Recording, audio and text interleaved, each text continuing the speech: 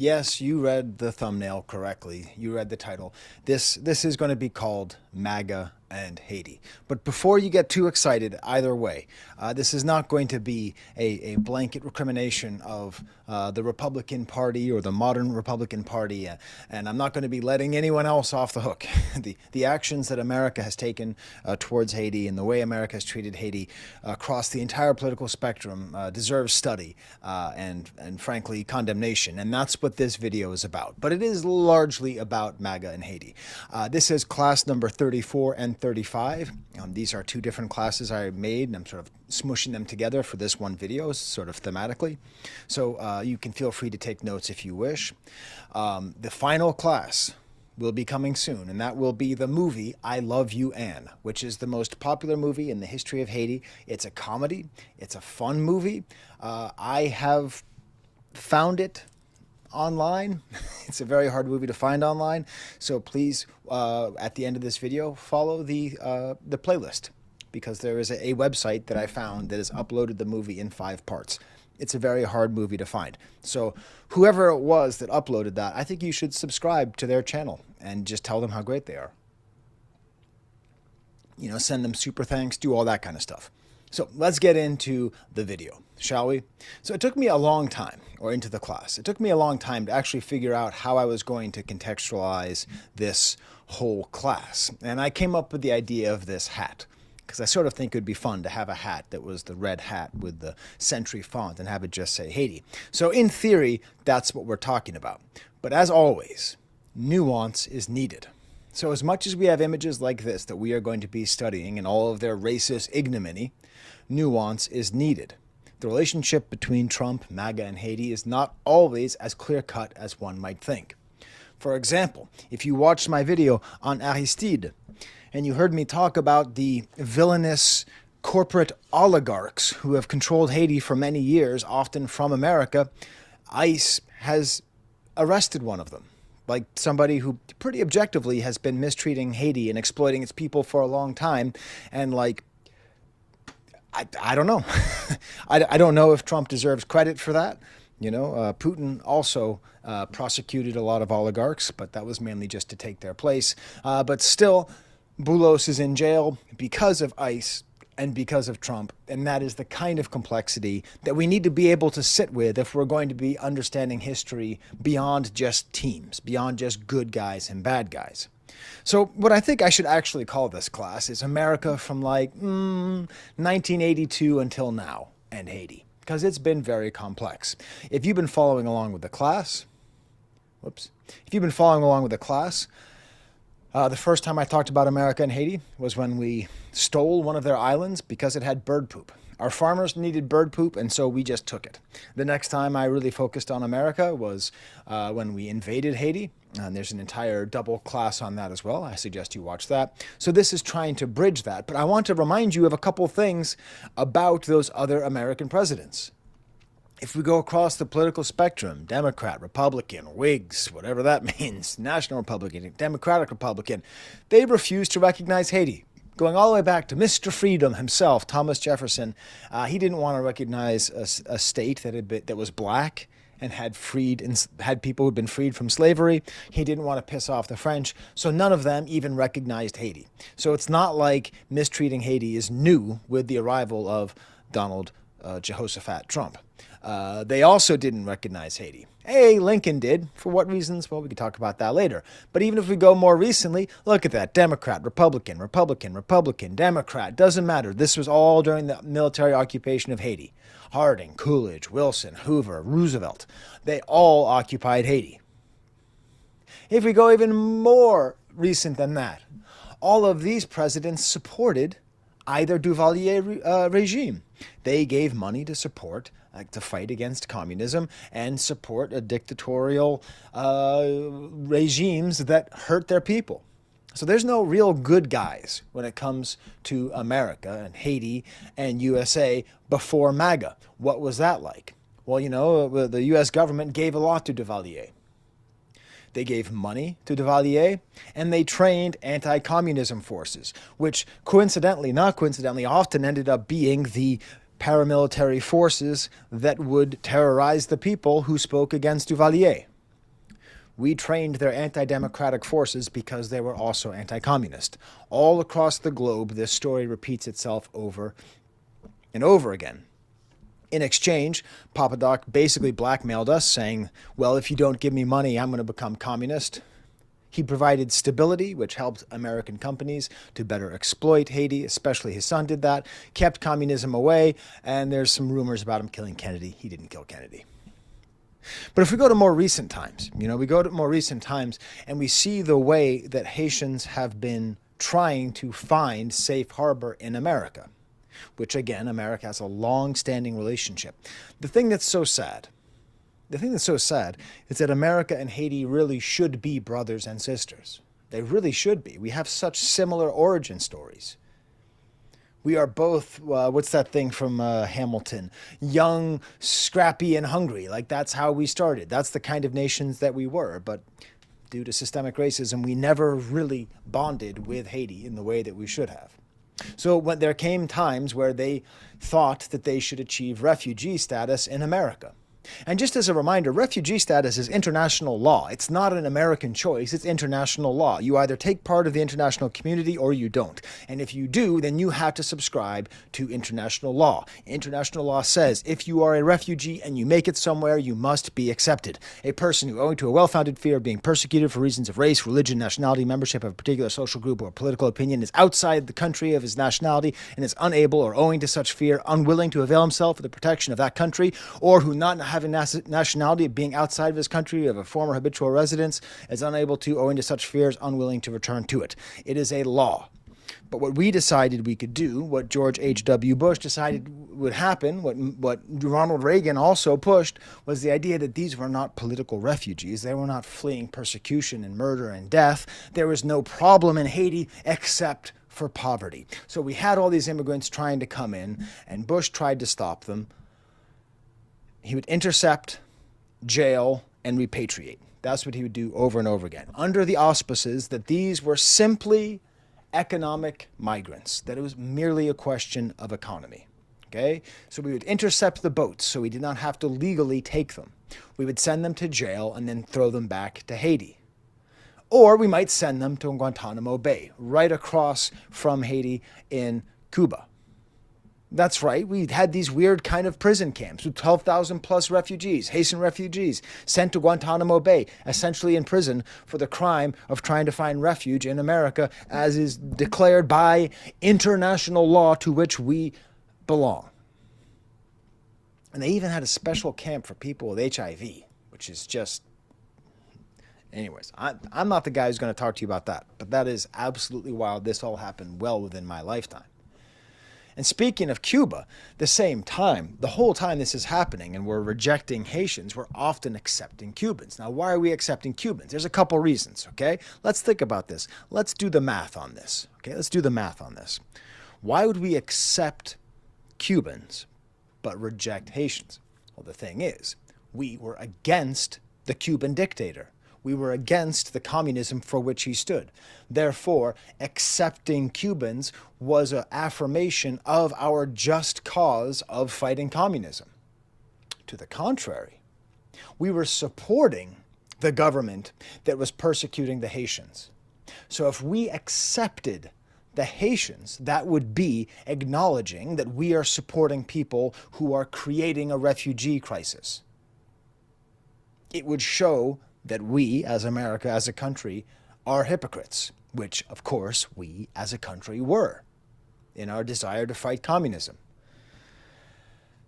How much of this is racial? How much of this is the fact that Cubans generally have lighter skin? How much? You tell me. This is not for me to decide. I'm the whitest person you know, okay? I'm just saying. It doesn't feel random. It certainly doesn't feel random to the Haitians who are thrown into Cuba, who, like, Haitians trying to flee to America are sent back to Cuba, and Cubans trying to flee to America are welcomed with open arms. So this is way before we had anything to do with Donald Trump, because we could just call them economic migrants and send them packing. economic migrants, which is, we're reminded when there was a Rabateau massacre, where there's a pro-Aristide protest and 20 to 30 people were murdered. If 20 to 30 people are murdered by anti-government or pro-government groups, do people not qualify for refugee status? Is not the definition of what a refugee should be? No, they are just economic migrants.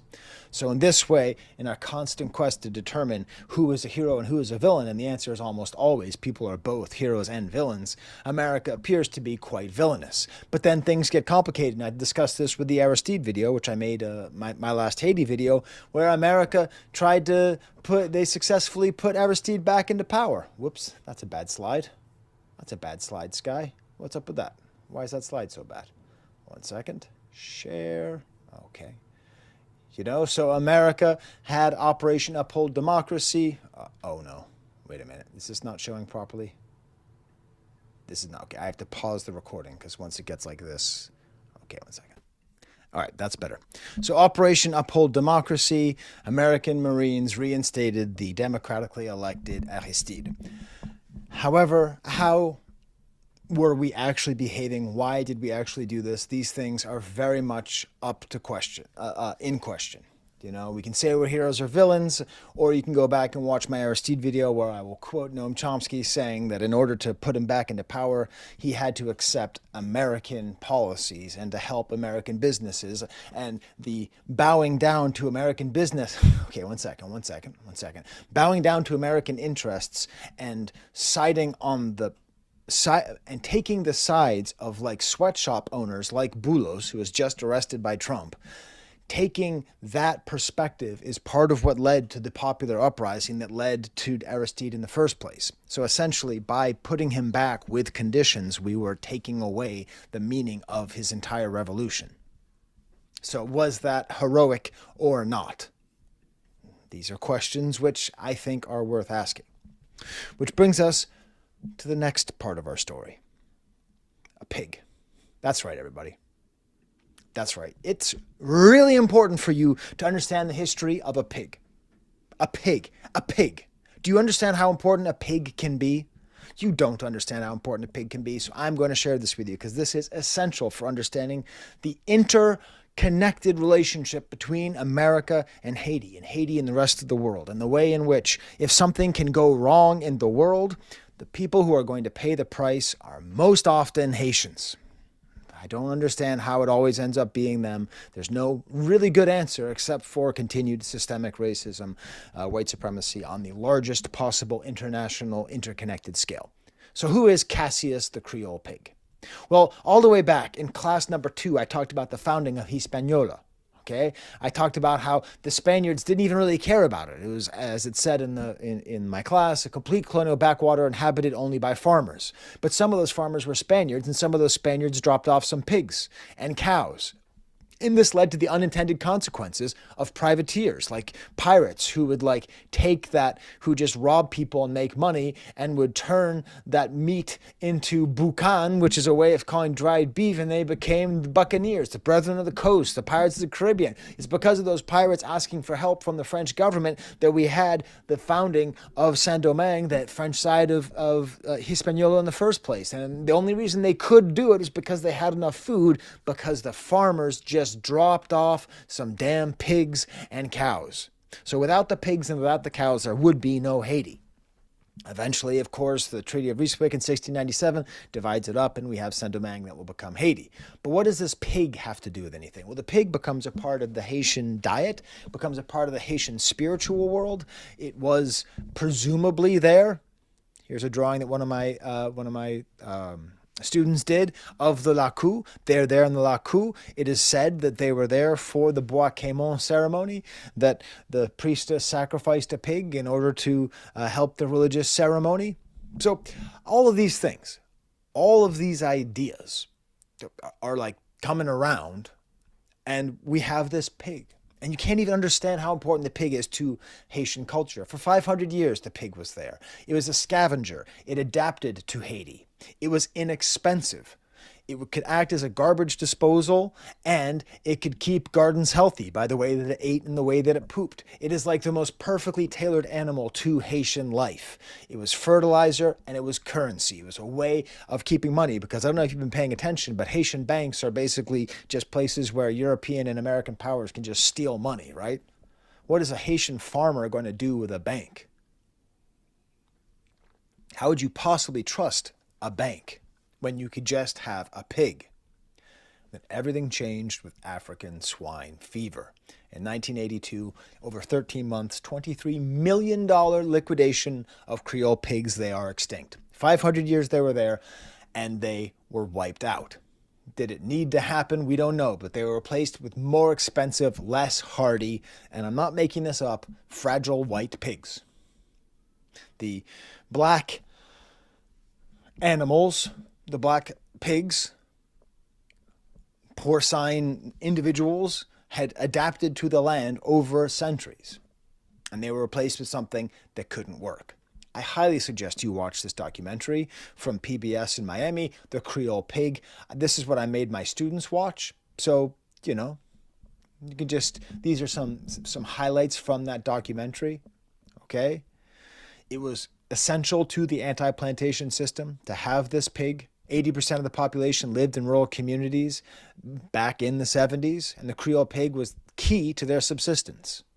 They helped farm. Also, they're just cute. They'd be there for livestock markets. It was the most consumed meat before the slaughter. It was so profitable it could be sold before it was born. The Creole pig was the primary source of income. 40% of the farmers of Haiti made their money from pigs. So understand that we are talking about the extinction of 40% of the economy for the rural population of Haiti. Imagine if in America tomorrow I could snap my fingers and 40% of the money that is of the economy of rural America was wiped out.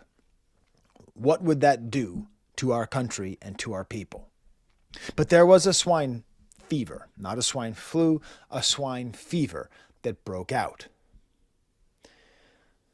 Mexican, American, and Canadian pig farmers were worried because they were found in Dominican Republic and Hispaniola. Since 1978, outbreaks have occurred in Brazil, Dominican Republic, and Haiti. Recently, the disease spread to Cuba. Some people, how coincidental is this, believe the disease was spread by boats carrying refugees from Haiti to Cuba, and that the food carried by the Haitian refugees could pose a threat to the United States as well. Do you see how it never stops? Like, not only do we get to ignore international law and refuse these people who deserve refuge, but also we get to blame them for something that they clearly had nothing to do with? Why did we do it? Why did we kill all those pigs? To protect our industry, to protect our swine industry, to protect the $15 billion that American, Mexican, and Canadian pigs make. America spent $20 million. Mexico spent $500,000. Canada just sent some folks. Thanks, Canada. And launched the PEPADEP program to eradicate pigs. The thing that annoys me the most as a teacher is I'm trying to find good slides to illustrate these things. And do you know what happens when you look up PEPADEP? You just find Peppa Pig. And then it just makes me think of Peppa Pig being slaughtered by international forces. As a parent of young children, I got to say I'm not entirely against it. We handed out these books. Bye-bye, little pig. That's what they said, all these cute little pictures. We'll give you money and you can buy other animals, and this is how much you would get. And if you don't do it, we will track you down. Our army will track you down and take your pigs away. Is America a hero or a villain? Well, did America think it was doing the right thing? Did America do it because it thought that it was saving Haitian farmers from losing everything and giving them money? Or were they just doing it to try to protect their own pigs? The most important part was they didn't really compensate the farmer for what was being lost. Intercultural competence is a thing that I teach at every single level of university, and it really needs to be taught. It is not enough to say, I know what pigs mean. Pigs mean an animal in a farm.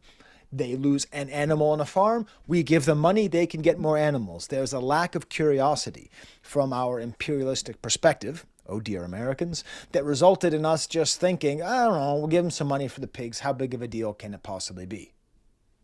It is a very big deal.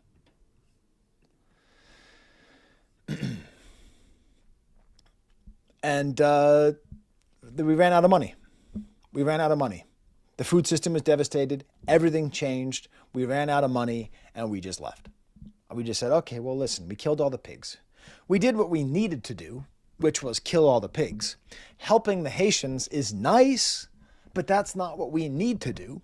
We don't have any obligation because we already paid the money to kill 40% of their economy. So we just left. This created an economic depression, which helped to dump more and more and more people into the cities of Haiti, which, if you remember, the concentration of people into the cities of Haiti is a cause of a lot of troubles that we are going to be studying. Very major social and political changes. A drop in rural school attendance because people often use pigs to be able to afford school. 25 to 50%. People are getting poorer. People are getting more and more lost. Who would possibly help? Amazingly, the Congressional Black Caucus. Reagan was the prez, but I voted for Shirley Chisholm, a famous lyric from Bismarcky. Shirley Chisholm deserves all the credit in the world. The Congressional Black Caucus worked together. Fontroy and Shirley Chisholm worked together to give some kind of repopulation of pigs. This is how they got any pigs at all. But the problem was we didn't give them Creole pigs. We gave them these pigs, little white pigs, what's called cochon grimel, a light-skinned pig. And the problem was these pigs weren't hardy. These pigs hadn't lived in Haiti for 500 years and adapted to living there.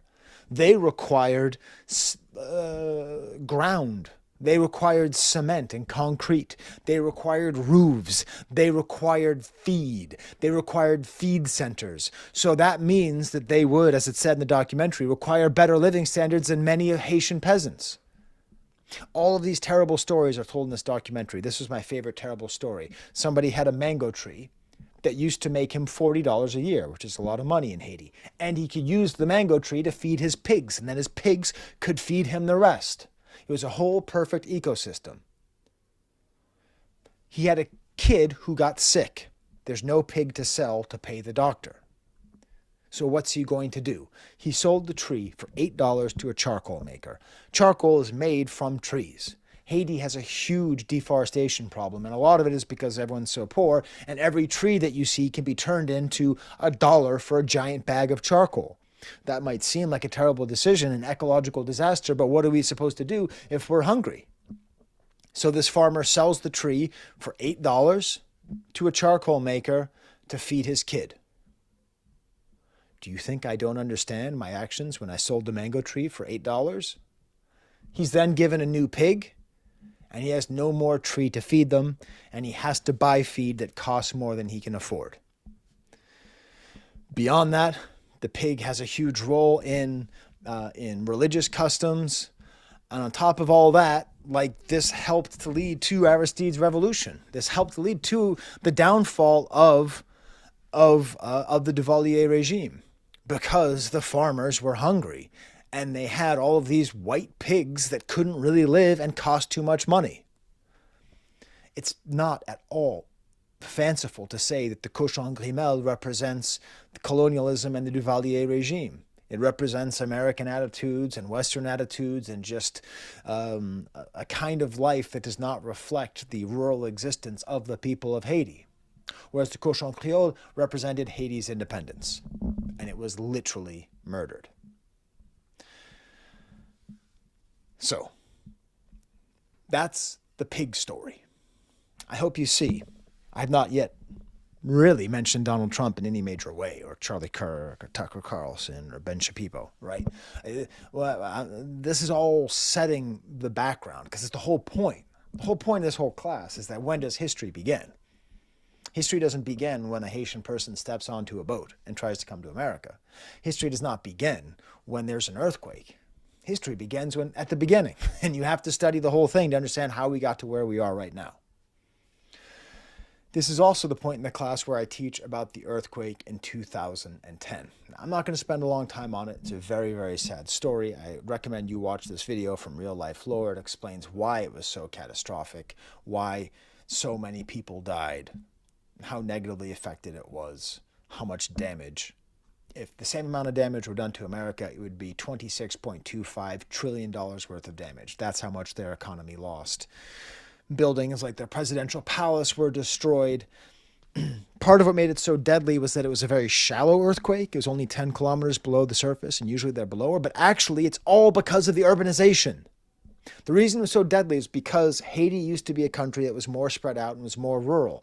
How did Haiti become more urban?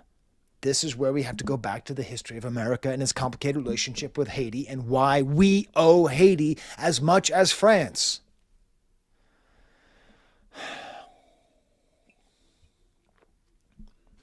Anyways, sorry. The United States of America owes Haiti as much, if not more, than France does. I just wanted to make that, in case anyone wants to make like a DJ remix of it, you go right ahead, okay? You tell them I said it, all right? Tax me. Tax the bourgeoisie to try to pay back. I don't know. I don't know what we got to do. But we got to stop pretending like, oh, gee, why is it this way? There are reasons. And you just have to be curious to figure out what they are, or you have to listen to people who tell you. I'm trying to tell you what people told me. So how did Haiti become more urban? Centralization through the American occupation. When America occupied, Haiti was divided into many different zones. There's like 11 different countries within the one country. When America centralized it, it made it so centralized that's actually what helped Duvalier take over. Oops, that's an ugly slide. I should have animated that a little bit differently. 1 second. Let me just animate that a little bit better because I don't really like the way it all went at once. Right? Okay. All right, whatever. Doesn't matter. I'm a perfectionist. Are you a perfectionist? Let's see. Okay. So, environmental devastation, partly led by the having to cut down trees. And then factories are built for American and European countries. One of the most important things about this documentary is that it really emphasized something that I did not make clear enough. Papa Doc and Baby Doc had very different regimes. Baby Doc was much more exploitative and much more open to manipulation from America and Europe. So especially during the 70s and 80s, way more factories, way more sweatshops like those owned by Boulos, who was just thrown in jail by ICE and Donald Trump, were opened up. And the ideal was, the words that were used was, Haiti will be the Taiwan of our hemisphere. That was the idea. And that led to a further centralization, a de-ruralization, a pro-urbanization. And then, of course, the African swine fever made it a lot harder to be living in the countryside. So all of these external and internal factors, mostly external if we're being honest, put most of the population into Port-au-Prince, which is one of the greatest causes of pain and misery and difficulty in the entire country. Is this de-ruralization? Is that a word? I don't care. So that's why all the people were there. That's why it was such a devastating earthquake. There was a lack of building codes. A lot of these towns were built in really shoddy conditions. There's an absence of engineers and architects. Just take, for example, the brain drain that exists between 1957 and 1963. Only 3 of the 264 medical school graduates stayed in Haiti. That is unbelievable. That is an amazing loss. America itself, if you're watching this, is going to experience a very major brain drain right now. The way that we're cutting sciences means that the smartest scientists have to find other places to go be scientists if they want to get funding. That's what we're doing. Everyone thinks that we're like, oh, we're not paying money to see if muskrats are bisexual. No, you don't understand science. You don't understand research. If you look at what a scientist is researching and you go, that doesn't make sense, that's because you didn't study it. You don't know what they're doing. That's the whole point of being a scientist, is you're smart. And America used to be the place where scientists came. But anyways, dictators have a way of creating brain drains. And that's what's happened in Haiti. And so earthquake codes, no earthquake-proof stuff, there's a huge, just all these images, all this pain, all this misery. Which brings us to Bill Clinton, Bill and Hillary Clinton, who are not in power at the time, but they have a complicated history, okay? Bill Clinton apologized in 2011 for his policies that forced cheap rice into Haiti. And what's great about it is that Bill Clinton did say, I made a mistake. I did what was right for the farmers of Arkansas, but wasn't a right thing to do. So that's good, Bill, but he still did it. Because when you give free rice to people, that means the farmers who sell rice don't have anything to sell anymore because it's not free. And most of the rice was still sold. It was just taken and sold. So let's imagine you grow rice and it costs $2 a bag. Someone is given free rice and they sell it for $1 a bag. From whom shall you buy your rice? So further urbanization of Haiti happened because of this policy, which I haven't even mentioned until now. He reinstated Aristide with conditions. Again, if you take Chomsky's perspective, it was purely out of self-interest. And he led the response to the earthquake. Listen, everybody, there's a lot of spooky, like conspiracy theories about like the Clinton Foundation taking all the money. And I don't know if it's, I don't know.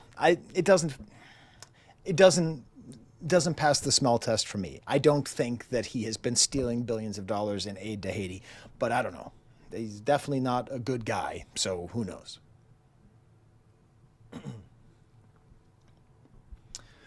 But after the earthquake, Pat Robertson, who, if you're a young person, you don't understand the importance of Pat Robertson, but he was a very influential figure. Basically, the main architect, as it says there, who brought religion into U.S. politics, said after the earthquake that it was their fault, that it was the Haitians' fault that they had the earthquake, because they made a deal with the devil.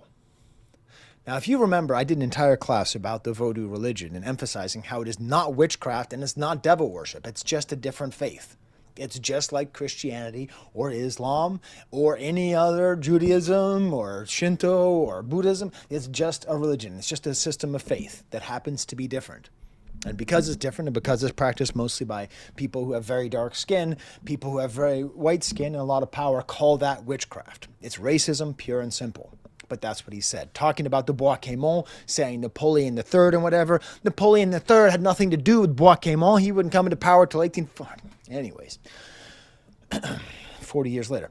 But he said, true, they'll make a deal, and says, oh, everything's so nice in the Dominican Republic. It's because Haiti's poverty is because they worship the devil. Now, how convenient is this? How convenient is it that one of the biggest and most influential spiritual leaders in the entire world, and especially in America, the person who has counseled and stood side by side with most of the presidents going back 40 years, says that the reason that things are bad in Haiti has nothing to do with racism, has nothing to do with France, has nothing to do with Germany, has nothing to do with England, has nothing to do with America, has nothing to do with any other place in the entire world. All of their pain and suffering is due to the decision of somebody and the Bois-Quémont ceremony to worship the devil, removing all blame and guilt and responsibility from everyone else. This kind of thinking is not, oh, who knows, whatever, it's just an old crazy guy. This means a lot. This was believed by many, many people. Do not let ourselves off the hook. We owe. That's okay. We have a lot. That's the great thing. It's not like we owe and we don't have anything. We owe and we live in abundance. Sorry. United Nations comes to help. They start a cholera outbreak. Jesus Christ. They start a cholera outbreak, 800,000 cases, 10,000 people dead. So that's where we're headed, okay? This is all, United Nations is trying to help. They're not trying to get rich, but that's what ends up happening. As it said in the documentary, 2010 was one of the worst years in all of Haiti's entire history, and that's saying a lot. If you've been following the class, they've had a lot of bad years, which is very connected to the gang wars. If you've been paying attention to Haiti, you probably know this. I think the London Times here has a video on it. This is the video that I've been using. I'm going to go over this fairly quickly. I also do this in National Crisis Group. The president was assassinated in 2021. There he is, Jovenel Moïse, okay? The 47th president. Is it weird that Haiti and America have had the same number of presidents? I think it's weird. Like, I feel like I've been just talking on and on about how many different presidents there are and coup d'etat and all that stuff. The 47th president. Okay? So anyways, the 47th president was assassinated in 2021. It is going to be 2026 in less than a month. Who is the 48th president? There is no 48th president. There is no president of Haiti right now. There is, and there has been no president. There has been no elected leader of state. There have just been all these assorted, random council of minister people just stepping in and doing that. It has been complete and total chaos. By 2022, this much of the capital, Port-au-Prince, was controlled. At this point, it is now determined that Haitian gangs have near total control of the capital with around 90%. 90% of the most populous place, the place that over the past 50 years, due to internal and mostly external factors, has been increasingly centered in Port-au-Prince, is now mostly controlled by these gangs, with more than 20,000 people killed, all using guns. Most of the guns come from America. Hey, we also gave guns to Toussaint. We also helped the Haitian Revolution. America's gun culture has helped Haiti a little bit. What I like what this documentary points out is that these are the marginalized people. Like, these are the kids and the grandkids of the farmers who had to move in to work in the factories to make baseballs. These are the kids whose parents and grandparents had their pigs killed and could no longer live in the farms. Like, this is the result of all of these policies, to have this many young, unemployed, angry men living in a very tight space with lots of guns. This is just going to happen. This is how gangs happen. Unemployed, desperate young men. That's how gangs take over. And Haiti was very unemployed, very desperate, with no president. Still hasn't recovered from 2010, and we have a high concentration of people. As Weaponizing says, was a correspondent there, that these gangs had been instrumentalized for years by the corrupt people in the elites of Haiti. People like Boullos, who was just arrested by Donald Trump and ICE. Instrumentalized, what does that mean? Instrumentalized means they were used as tools. Like, I don't know, Aristide, who hired gangs to work on his behalf, like the Chimères. But he's not alone. Almost anybody with power, if they need support, they need security, they need a force, they can always go to the streets and find desperate, unemployed, angry young men with guns. They're all over the place. They have so much money, and then in 2024 they united. All of the gangs united underneath Jimmy Cherizier, aka Barbecue, former police officer, head of his own gang, who maybe did murders for the government. We don't know, but he is the head of the G9, and he's probably the most powerful person in Haiti. Is he going to be the next president? Who knows? Who knows? They break open the jails, full-on Bane style. They they destroy police places. They give out money. And they try to seem like they're Robin Hoods, taking from the rich and giving to the poor. But that's what Papa Doc did as well. These are just desperate people who need money. Kenya tried to come to the rescue. Hasn't been quite working. It's not an official UN action. They've been turning to private military forces like the people who started Blackwater. That's what's happening. And we have 1.3 million people who have already been displaced from the city center, from Port-au-Prince, where they have been urbanized. 1.3 million people in a population of 11 million have been displaced. 1 in 10 people have been displaced, have had to leave, because when they wake up in the morning and they need to go get some bread, there are going to be angry, unemployed young men with machine guns just walking around the street. Can you imagine waking up and having to get breakfast and having to go by armed people who killed your family members a month ago? That's the life that is being led right there, right now, by many people. Not all people, obviously, but by many people. Which brings us to MAGA, which brings us up to now. You see, currently in America, there are 731,000 Haitian immigrants, okay? The most recent as of 2022.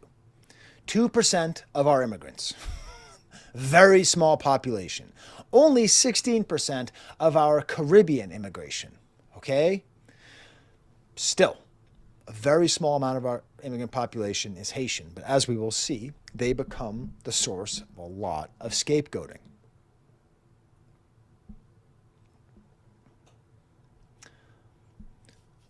But they have been granted something which George H.W. Bush in 1990 put forth, which is called temporary protected status, which allows people from countries considered dangerous or unstable to remain in the country, though not on a permanent basis, not a pathway to citizenship. And a systematic criminal check is in place. They have to constantly be checked. They make one step out of line, they are kicked out. It's part of the policy.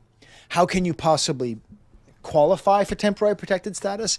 You have to have something like ongoing violence, where you have like, if gangs are in charge of 90% of your capital city and 1 in 10 of your people have had to flee in fear, that might be considered ongoing violence. Environmental disaster might be still trying to recover from an earthquake 15 years ago, but being too poor to really properly do it and have aid mishandled while having extreme deforestation going on at all times and always essentially being one hurricane away from absolute disaster. Other political crisis, I don't know, maybe not having a president for 5 years might qualify as that. So I think we could say that Haitians are probably temporary protected status. Has to be renewed every 6 to 18 months, and it's not a path to citizenship. It's not a get into America free card. It is not a path to citizenship. These are the people who qualify. These are the people who qualify. Afghanistan, Burma, Cameroon, El Salvador, Ethiopia, Haiti, Honduras, Lebanon, Nepal, Nicaragua, Somalia, South Sudan, Syria, Ukraine, Venezuela, and Yemen. And this is what makes me personally patriotic. This is what it says when you enter our country. Give me your tired, your poor, your huddled masses yearning to breathe free, the wretched refuse of your teeming shores. Send these, the homeless tempest tossed to me. I lift my lamp beside the golden door. That's America's strength, is that. It's not a bald eagle, and it's not USA. It's this. It's what we've represented. It's the beauty of something like TPS.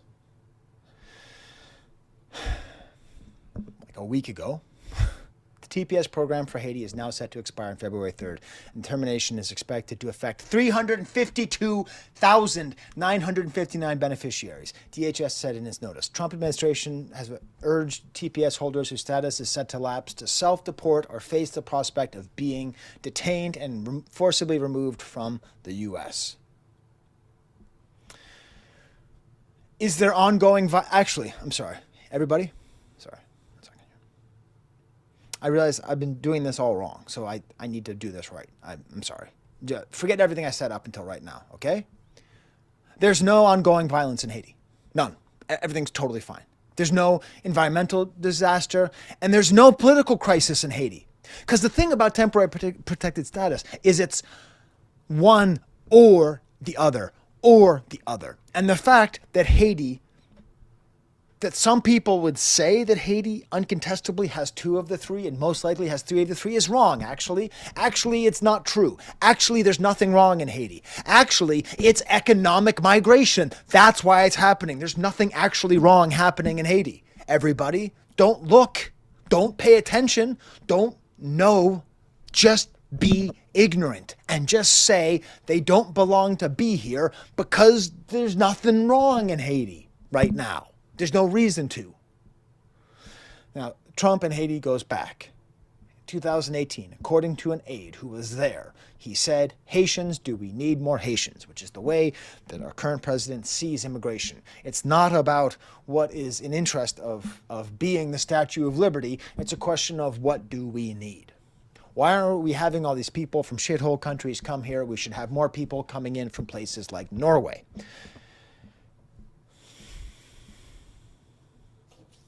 Why would he say that? Hint, Norway is 90% something. Okay? That's what he means. This is just what's called a racist dog whistle. That's what he's saying. But where it really comes into view is with Springfield, Ohio. So I'm going to be talking about the post-industrial city of Springfield, Ohio in some detail here. I've never been there, but I do live near Rochester, New York, so a lot of the things that are happening there are happening here on a different scale. This is the most important place in our country, I think. I think, like, when we try to understand what's happening in the 21st century, I think we need to start with Springfield, Ohio. New York City, blah, blah. No, I think Springfield, Ohio is where our country is. This is the reflection of our country. It's Springfield, Ohio. And we need to talk about it right now. It is a typical Midwest American post-industrial town. Look at this article from NPR from September 2016, before Trump was even elected for his first term, before the first major wave of Haitians came to Springfield, before Haitians came to Springfield. Springfield, Ohio was already being used as a symbol of the economic failure of the United States to serve its poor, white, rural working class. They might not have to worry about Creole pigs being murdered, but we have a rural class of people in America who are underserved and undercared for by elites in the cities, just as they have in Haiti. But look at how we twist it around. September 19th, 2016. According to this, in Springfield, Ohio, people are very poor. Between 1999 and 2014, 27%. They are shrinking from 80,000 people in the 1970s to 60,000 today. You might not know this, but if a city or a town is shrinking, that means it is dying. It means people are suffering. It doesn't just mean, oh, less people live there. It means there is a crisis. People leave. They go to college and they leave. It's a brain drain, just like Haiti. Is Springfield the Haiti of America? I don't know. It's very white, or it was very white, so I guess it's not. But what are we talking about here? Shrinking populations, poverty, brain drain. And then, of course, it is addicted. This was one of the epicenters of the opioid crisis started by American companies, perpetuated by the American government, which helped young men, especially young white men from places like Springfield, to get addicted to heroin and opioids. Jump scare. I'm now going to talk about Charlie Kirk. To make it clear, I do not think it was good that he was killed. I am sad for him and his family. I think that he deserves empathy. Whether or not he believes in empathy, I believe he deserves empathy and his family deserves empathy. And there's no part of me that is rejoicing in his death. This is not about his death. This is about what he said in his life and how it pertains to Haiti and Springfield. So we're going to watch him talk about Springfield. And he's going to make 5 points about Springfield. And the first 3 are completely correct because he correctly notes it is a failure of America's extreme free market capitalism and neoliberal policies that led to this state. So I'm going to bring up this video right now. 1 second. So I might have to like take out the sound because there's like music in the background. I don't want like Sabrina Carpenter to get all the to get a bunch of money for this video if this video does well. So let's watch this. Okay, let's watch this, and I'm going to stop when he's wrong. Okay, I'm going to stop before he's wrong because I think he is correctly identifying the problems of Springfield, Illinois.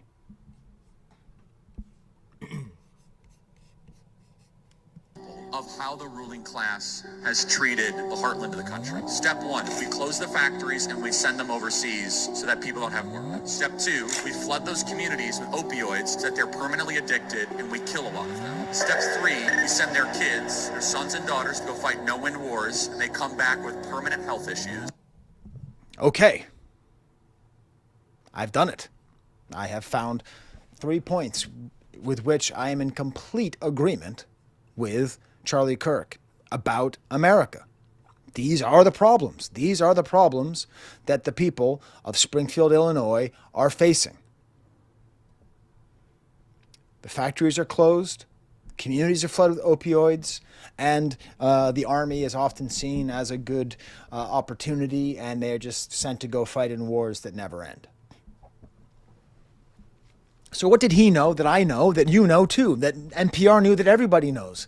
That middle America is suffering. White middle America is suffering. As Dave Chappelle once said, are the whites okay? No, the whites are not okay. That's why Trump rose to power, because he said the whites are not okay and gave a bunch of bad answers as to why there's a problem. Look at this. In 2014, the Republican administration, the Republican politicians in charge of Springfield, Illinois, realized they need immigration. They need immigration, and they start courting immigration all over the world. And the Haitians arrive, and when the Haitians arrive, that ends the labor shortage. The city rebounds, but it's very different. I asked my class today, or yesterday, whenever it was I taught this, what's a labor shortage? What's the difference between a jobs shortage and a labor shortage? Because I'm convinced part of the problem is that people can't separate the word job from labor. So I said, what's the difference between a job shortage and a labor shortage? And they correctly raised their hand. What did they say? They said, Professor Sky, a jobs shortage is when there are too many people and not enough jobs. A labor shortage is when there are too many jobs and not enough people. When there's too many jobs and not enough people, and people don't fill those roles, all the jobs go away. Because if you have a factory and no one works in the factory, the people who own the factory don't get to keep their job, the managers don't keep their jobs, the people who already are employed there don't get to keep their jobs because there's no one to do the work. Labor shortages are a huge catastrophe. That's the point of immigration as far as the why do we need Haitians, asked President Trump in 2018. We partially need them because we need people to do this work. And they are happy to do the work, happy to do the work because where they're coming from, they're able to recognize that having a job at a tire factory or an Amazon fulfillment center, while it may be hell to you or me who've been blessed growing up in plenty, for them it is fairly solid, positive work. So it all worked. It's great. The system was working. The labor shortages was down. The city was rebounding, but it was very different because there was 15,000 Haitians there. It was a mostly white town, and now there's 15,000 Haitians. Now listen, that's crazy. That's a lot. That's a lot of new people who look very different, who speak a different language, speak different languages, who are probably Catholic. So, most likely the town is not Catholic. Most likely it's Protestant. Different languages, different cuisine, different. I'm not pretending like it's not drastic. If 15,000 people from Springfield, Illinois, moved into Jérémie in Haiti, that would be a pretty big deal as well, right? Obviously, it's a big deal, but that's the problem. It became a big deal that could be exploited. This happened. Tragically, a kid in a school bus was killed by a Haitian driver. Okay, he wasn't drunk, but he didn't have a license. He shouldn't have been driving. It's terrible that he did it. And I believe he's in jail, and I think he should be in jail, right? You can't just go around killing kids in buses. That's worth mentioning. It's worth mentioning that between 2014 and 2023, based on my scanned research from the National Security Council, that there have been 60 deaths of school bus passengers in that time. And as far as I know, none of them have been due to Haitian immigrants. Around 1,000 children are killed in car accidents every year. And I don't know if more than 2 or 3 of them statistically could have anything to do with Haitian Americans or Haitian immigrants. But that doesn't matter. This started something where the confusion of the people with how their town has been changing, probably fed with systemic racism and maybe personal hatred, but who knows? Personal hatred doesn't really matter. As FD Signifier said in his most recent video, racism is the indifference to suffering of others. It's not about hatred. It's about how indifferent are you to the suffering of others, of other groups. So, this right here was the moment. This bus crash that J.D. Vance used and weaponized to rise in political power. By most accounts, the Haitians have helped revitalize Springfield, assembling car engines at Honda, running vegetable packing machines at Dole, and loading boxes at distribution centers. They're paying taxes on their wages and spending money at Walmart. On Sundays, they gather at churches at boisterous, joyful services in Haitian Creole. But the speed and volume of the arrivals have put pressure on housing, schools, and hospitals. The community health clinics saw a 13-fold increase in Haitian patients between 2001 and 2023, from 115 to 1,500, overwhelming its staff and budget. Absolutely, this is true. So here's the question. What do you do if you have a city that has been suffering, that is filled, as Charlie Kirk tells us, with unemployment and an opioid crisis? What do you do when, in order to revitalize that space, you need immigrants? And in order to support the immigrants, you need more state funding. You need more help from the state. Do you A, help Springfield? Or B, attack Haitians so that they go away and you don't need to give them money?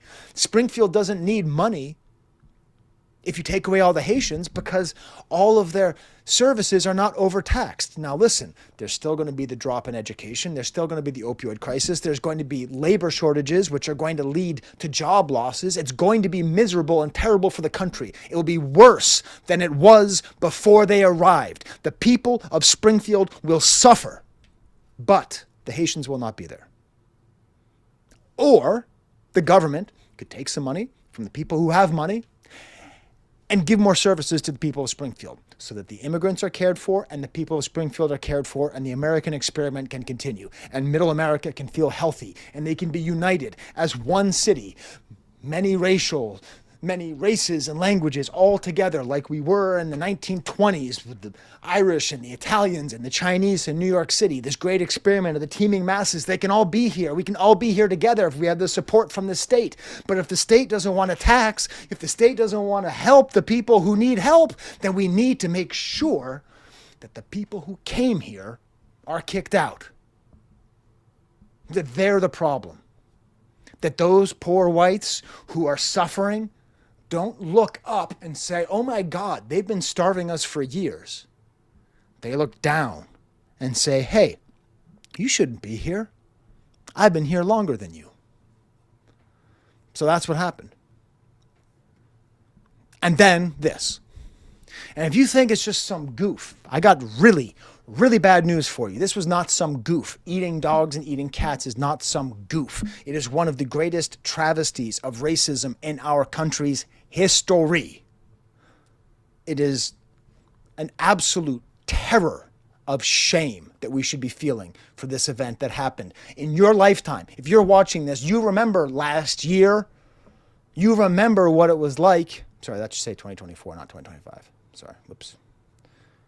Doesn't matter. Okay, that should say 2024. This in 2024, Buckeye girl shared this. My neighbor informed me that her daughter's friend had lost a cat. She checked her pages, kennels, asked around. One day, she came home from work. As soon as she stepped out of her car, looked towards the neighbor's house where Haitians live, saw her cat hanging from a branch like you do a deer for butchering. They were carving it up to eat. I've been told they are doing this to dogs. They've been doing it at Snyder Park with the ducks and geese. And I was told the last bit by rangers and police. Please keep a close eye on these animals. This is a confirmed fake. The person who wrote it said they regret it. The person who wrote it said their neighbor, the neighbor's daughter's friend. Neighbor's daughter's friend. This all started by a neighbor's daughter's friend. Do you not feel the shame, Americans?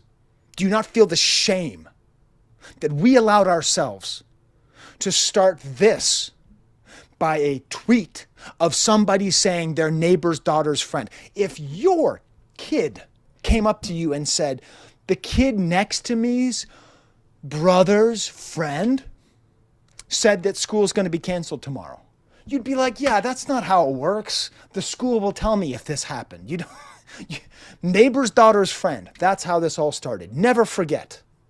It started with a neighbor's daughter's friend, and it was confirmed fake. 1 million people saw that.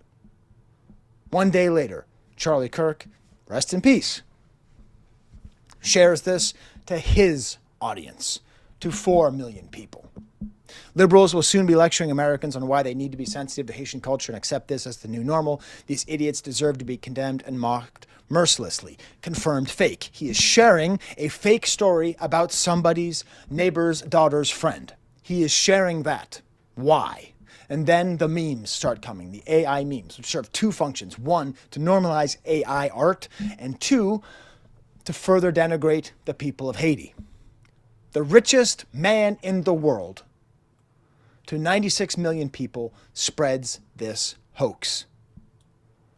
J.D. Vance, who is not yet vice president, reports now show that a tweet that was from somebody who said a neighbor's daughter's friend. No reports, not a single report says that pets were abducted. Not a single report was ever reported.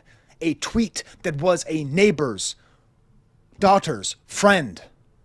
A tweet that was a neighbor's daughter's friend said this happened. And 11.5 million people saw it. Confirmed fake. Then we hit the big time. In Springfield, they're eating the dogs. The people that come in, they're eating the cats. 67 million people watched it live, and at least 1 billion people have seen it since then because it was played on the news all across the world. Haitians are eating cats and dogs. He's wrong for saying that. Listen, I'm going to create a stereotype right now, and I'm going to put it in your head, okay? People from Rochester, New York, go to the bathroom in public and they take their shoes off.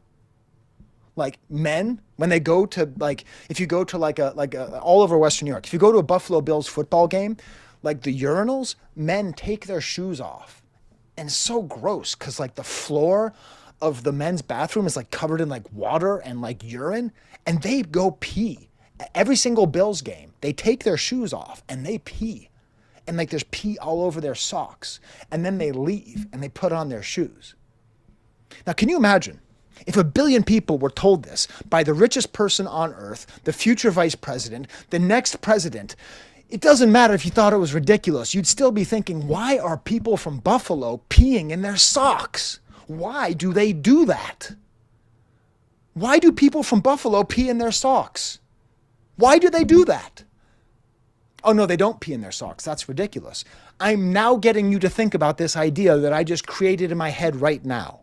And now, no matter what you try to do, you're going to picture some guy in a Buffalo Bills jacket and a Buffalo Bills hat being like, save me a Labatt. I got to go rock a piss. And he goes into the bathroom and he takes his shoes off and goes to pee at the urinal. But this is much more serious because it's racially motivated. Confirmed fake. And what was our reaction, oh, liberal America? Oh, people who are supposed to be watching the gate? It was laughter. We laughed at it. Kamala laughed at it. Would she have laughed if he said something that was explicitly anti-Semitic or anti-Muslim? Would she have laughed? Would she have laughed if it was about anybody other than Haitians? I don't know.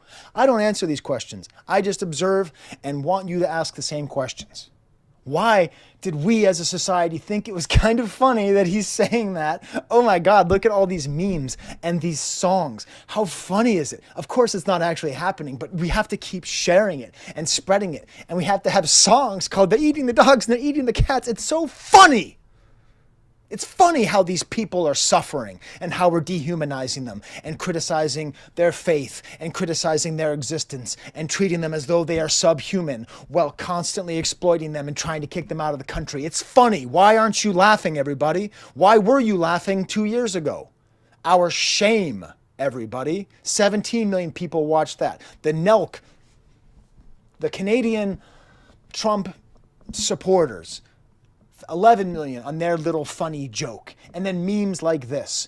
Funny AI memes. September 11th, he made it explicit. Before he said the people in Springfield, he didn't say Haiti. By September 11th, he said people from Haiti, I guess, have come in illegally, totally coming illegally into our country. It is factually incorrect. They were here legally. Temporary protected status was put forth by the Republican President George H.W. Bush. It is a legal status. It is not citizenship. It is not refugees. It is TPS. It is a legal status. It is not totally illegally. It is completely legally.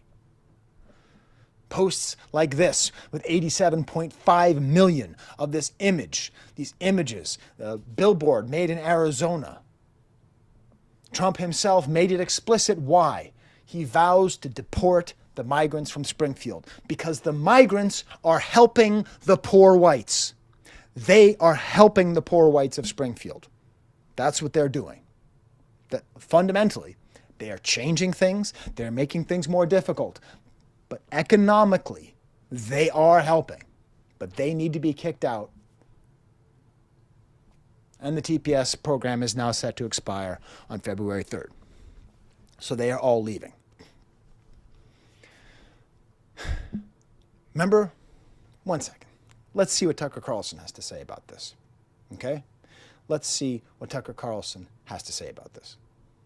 Recording in progress. So let's see, in conversation, Charlie Kirk and Tucker Carlson, two huge voice pieces of the MAGA movement, what they said about this when they were in conversation together. But his takeaway was the same. And by the way, I just want to say, I don't think they're eating the geese. I think they're sacrificing them. I mean, they're coming from a country where witchcraft is the dominant religion. That's a fact. And anyone who denies it hasn't ever actually been to the country, as I have, or doesn't know anything about it. That's a fact. I don't think we should import people who practice witchcraft. I think that should be illegal. I'm sorry. It's my country. I don't want witchcraft here. Fair? Oh, shut up. I don't care what you call me. No witchcraft. So if you have watched my video, my class on Haitian Vodou, you know very well that it's not the same thing as witchcraft. And also, the Haitians that come to America practice mostly Catholicism, as you see in the churches. The churches are full. But even if they weren't, even if they practiced Vodou, absolutely, freedom of religion is what we believe, and it is not witchcraft. What does this remind you of? Does this not remind you of Pat Robertson saying they deserve it, saying that the Haitians deserve to be kicked out because they have a different belief system than we do? They're not sacrificing the geese.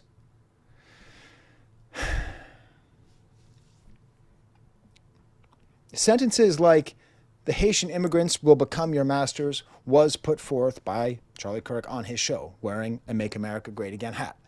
Again, should not have been killed. He should be defeated rhetorically. I am defeating Charlie Kirk in the right way, by showing the fallacies of his argument, not by political violence. And you cannot get much more fallacious than the idea that Haitian immigrants have or will ever have some kind of power over white Americans. You see, he continued that little speech, and I'm not going to share it with you because I don't feel like dealing with it. But he went on to say that we flood their town with foreigners, and then we call the residents racist for saying that the foreigners are eating cats and dogs. And the thing is, MAGA, I'm not calling the residents of Springfield racist. I'm not. It's got to be really strange to have 15,000 people come into your town who don't share your culture. That must be a very shocking thing, and I don't blame them for having a hard time with it. Not at all. That's really, if 15,000 Norwegians moved into my town, it'd be really weird. I'd be like, man, there's a lot more smoked fish around, right? Like it's okay. It's okay to be confused. It doesn't make you racist to say, wow, this is really different. The racism comes from outside of Springfield. That's the problem. The racist people are the people pretending that Haitians are eating cats and dogs. And when you search for Springfield, Ohio on YouTube, and you search by view count, this is what they say. This is what you see. Cat-eating Haitians, deport them all. Cat-eating Haitians. This person who spoke in front of a town board who's confirmed that he said, while talking to the town board, that he saw it himself, and he then later admitted, no, he just heard about it, because we've never gotten beyond the level of my neighbor's daughter's friend. 1.3 million, the impact of the community, migrant surge, no vacancy, shocking reality, migrant crisis, speaks out, all of these images, all of these questions going on and on again. In the same way that Buffalo Bills fans, when they go to the bathroom, they take off their socks and shoes and go pee, sitting down on the urinal, okay? Like, these are the ideas that are in people's heads. This just keeps going and keeps going. Eventually, the future Vice President of the United States of America, J.D. Vance, said the following. If I have to create stories so the American media actually pays attention to the suffering of the American people, then that's what I'm going to do. You just said the story is that you made up. Yes. So there it is. When I say it's a confirmed hoax, I don't mean it's a confirmed hoax. I don't mean it's a confirmed hoax like, oh, they said it's real and I said it's not. They said it's fake. The guy who's most responsible for spreading this hoax and this rumor said it's fake. So there's no question. There's not even a debate on the other side. There's not even someone saying like, well, no, they're saying, yeah, I had to make up that they're eating cats and dogs to get people to hate them properly. That's what he's saying. An article recently in The Guardian, Manchester Guardian, explains what's happened. Haitians helped boost Springfield's economy. Now they are fleeing. That growth partly fueled the availability of the manufacturing and blue-collar jobs that were eagerly filled by more than 15,000 Haitian immigrants. Local companies got cheap, reliable labor, while Haitian workers received stable income, health insurance, and a safe place to live. Many bought homes and invested their hard-earned income into improving the city's housing stock that in turn padded the city's tax coffers. For the most part, it was a win for all involved. Growth, cheap, reliable labor, improving the city, win.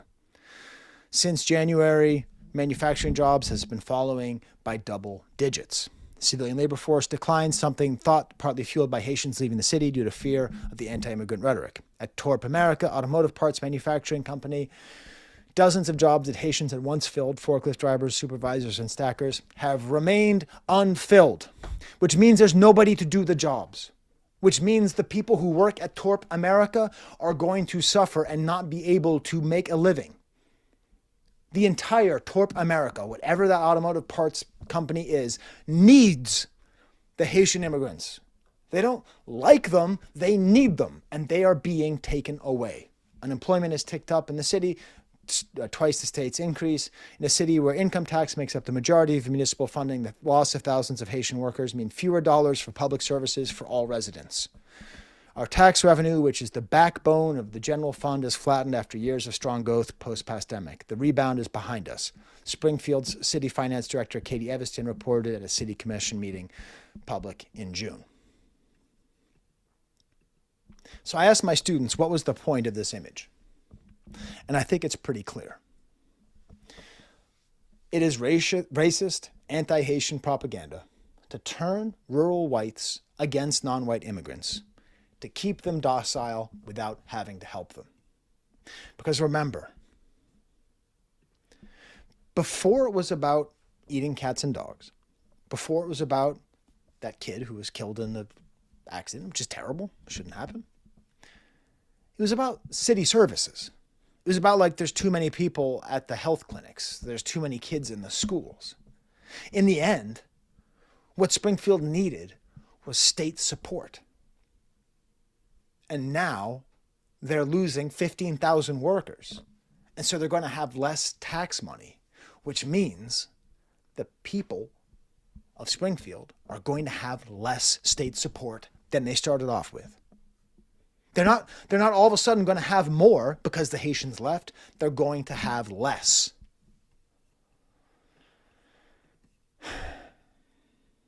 So who loses in this? Obviously, the Haitian workers who have made a life. Who else loses? The people of Springfield. Is Springfield the Haiti of America? Maybe, because they keep losing.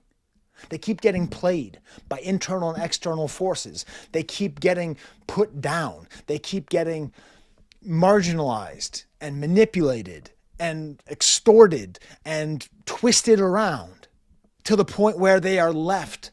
In 2011, they were voted as one of the most depressing cities in the country. And that's where they're headed again, because they have less jobs and less of an economic rebound. Who wins? I don't have an answer. You tell me in the comments, everybody.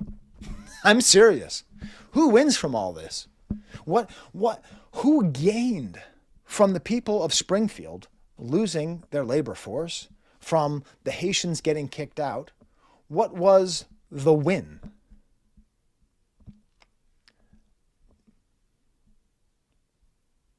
the last video I made was about soccer. You know, this is my second to last video on Haiti. It's been a long one. Thank you for watching.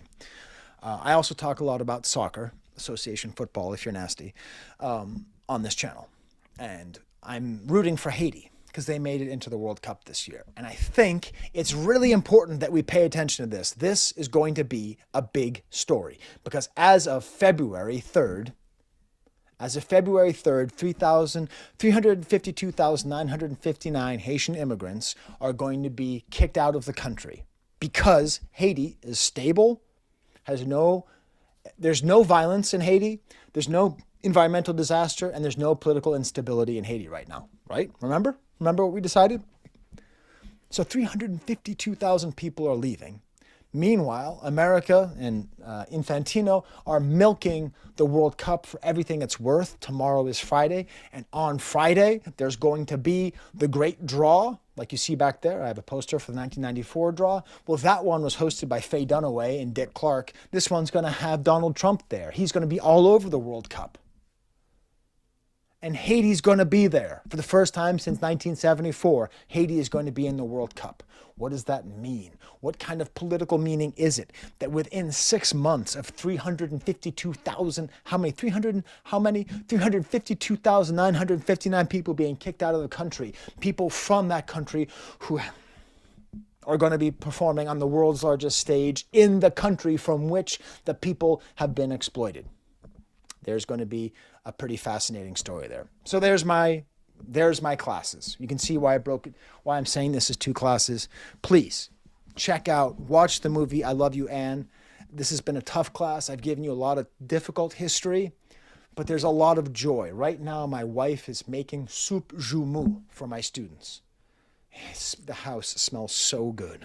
There's so much music and life and culture and love in Haiti and in the Haitian diaspora, and we have to appreciate that too. So please, do your homework. Watch the movie I Love You, Anne.